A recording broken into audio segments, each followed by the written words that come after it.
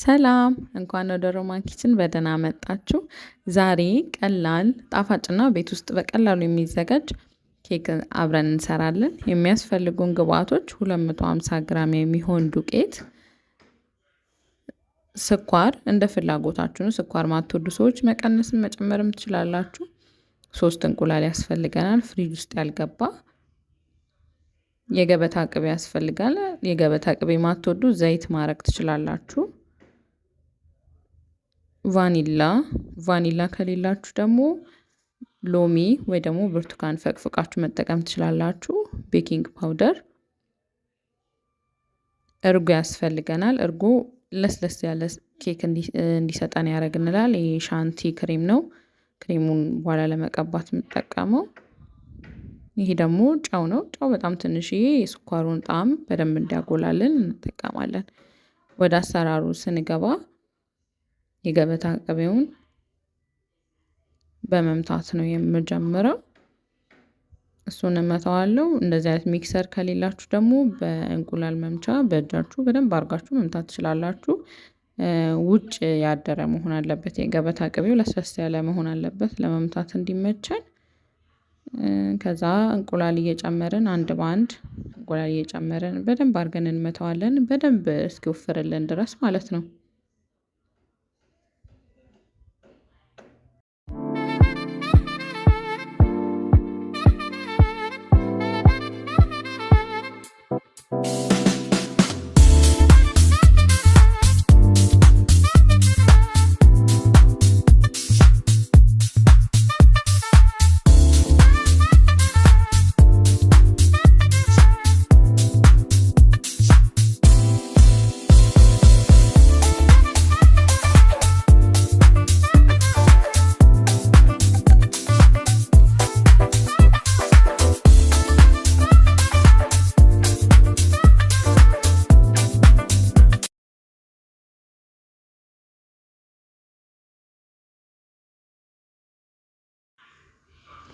እንደዚህ ውፍር ሲልልን ይበቃዋል ማለት ነው። እናቆማለን።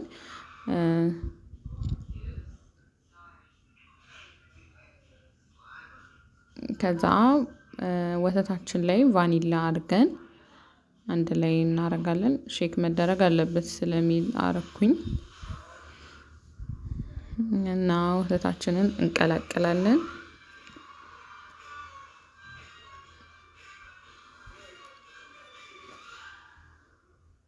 ከዛ የገበታ ቅቤና እንቁላል ውስጥ እንጨምርና አሁንም እንመታዋለን።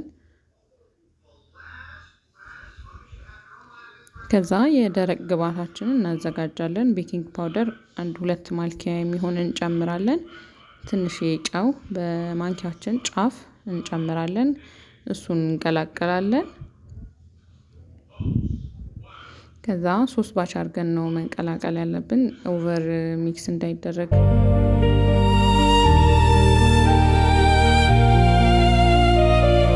እየለያየን 3 ዙር መምታት አለብን።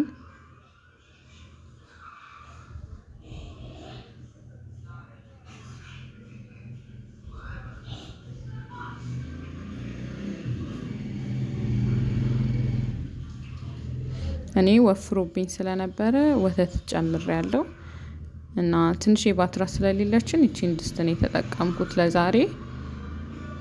ዘይት በደንብ እቀባዋለሁ። ሁሉንም ቦታ እንዳትይዝ በደንብ እቀባታለሁ።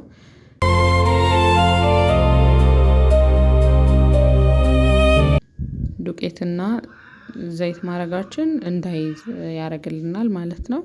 እንደዛ አደርጋለሁ። ከዛ ያዘጋጀሁትን ሊጥ እጨምርበታለሁ። ኦቨኑን መጀመሪያ ለኩሻለሁ ሞቅ ብሎ እንዲጠብቅ። እዚህ ጋር አየሩን አወጣዋለሁ።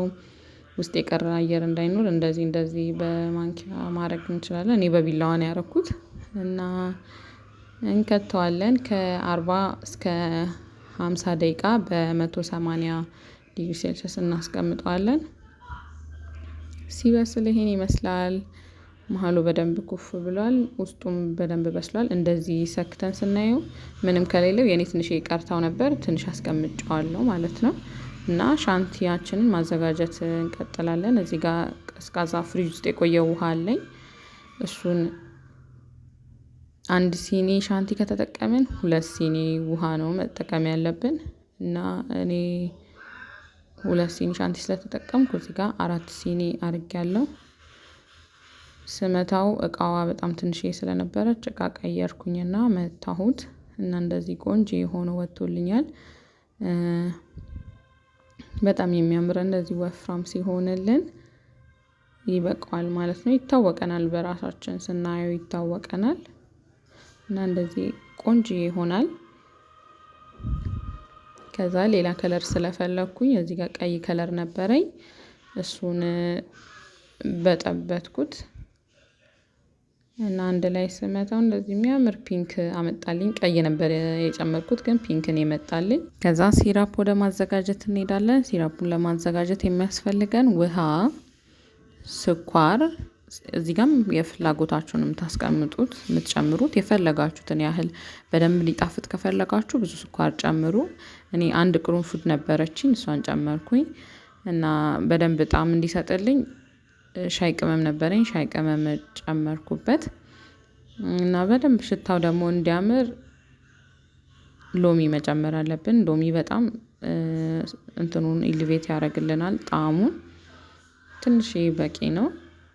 እሱን እናደርጋለን አንድ ላይ ከፈላ በኋላ እንጨምራለን። እሱን ነው የምንጠቀመው። ኬኩ ከወጣልኝ በኋላ እንደዚህ ፌስታል ውስጥ አድርጌ ፍሪጅ ውስጥ ከተዋለሁ ለ15 ደቂቃ። እዛ አወጣዋለሁ። አሁን ተመሳሳለውን እና እቃ ስላልነበረችኝ በድስት ክዳን የተጠቀምኩት። እዚህ ጋር ድስት ክዳናችን ላይ ትንሽ ከሻንቲ ክሬሙ እናደርጋለን። ለ3 ነው የቆረጥኩት ኬኩን አስቀምጣለሁ እና እዚህ ጋር ሲራፑን በደንብ አፈሳለሁ። በደንብ ነው መጠጣት ያለበት። ጣዕሙ በጣም ነው የሚጣፍጠው በደንብ ስናጠጣው።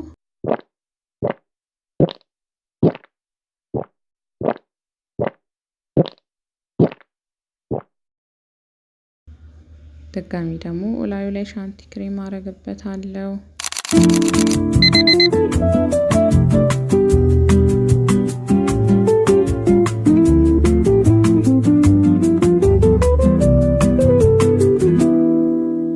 Sunlight spills on the window. The aroma of coffee fills the air. ከዛ እንደ ቅድሙ አሁንም በደንብ አጠጣዋለሁ። ትንሽ ተሰባብራብኛለች፣ እኔ እንዳይሰበርባችሁ ጥንቃቄ አድርጉ። ከዛ ደግሞ ቅድም የወጣችልኝን ፒንኳን ደግሞ ከስራ አረጋለሁ። መጨረሻ ላይ ታዩታላችሁ። ከለሩን በጣም ነው ያሳመረልኝ። ከለር ካላችሁ ታረጋላችሁ፣ ከሌላችሁ ችግር የለውም እና እንደዚህ ቀባዋለሁ። ምንም ያው የመቀባት እንትኑ የለኝም። ያው ባለኝ እቃ ነው እየቀባ ያለሁት፣ እያያችሁ ነው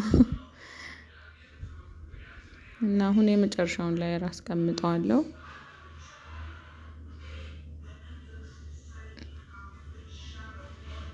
እሱንም በደንብ አድርጌ ካጠጣሁት በኋላ ነጩን አረግበታለሁ።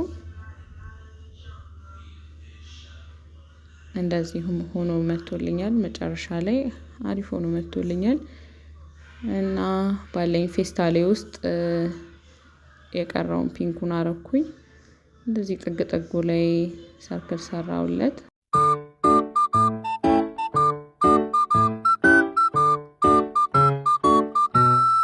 መጻፍ ፈልጌ ነበር እዚህ ጋር ስጽፍ አልመጣልኝ ሲለኝ ያረኩትን ይኸው ብቻ።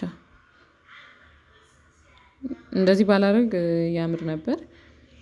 ዋናው መጣፈጡ ነው ብዬ ታውኩት እና ጥግ ጥጉ ላይ እንዳረግ ሞክሬያለሁ። መጨረሻ ላይ ይሄንን መስሎ ወጥቶልኛል። ትንሽ ፍሪጅ ውስጥ መቀዝቀዝ ስላለበት ፍሪጅ ውስጥ የተወሰነ 15 ደቂቃ የሚሆን ፍሪጅ ውስጥ አስቀምጠዋለሁ። ከፍሪጅ ከወጣ በኋላ እንደዚህ ቆርሼ አውጥቼዋለሁ እና በጣም ነው የሚጣፍጠው። ሞክሩ ሁላችሁም። ድፍረት ነው የሚጠይቀው የትኛውም ነገር እና ድፈሩ ትችላላችሁ ለማለት ነው። እና እዩት፣ ከለሩ ራሱ በጣም ነው የሚያምረው፣ በጣም ነው የሚጣፍጠው ከመግዛት ይልቅ ቤታችን አዘጋጅተን እንደዚህ ብንበላ በጣም አሪፍ ነው። እኔ በጣም ወድጄዋለሁ ቤተሰቦቼም በጣም ወደውታል። እናንተም ስሩ። ስለተከታተላችሁኝ አመሰግናለሁ ባይ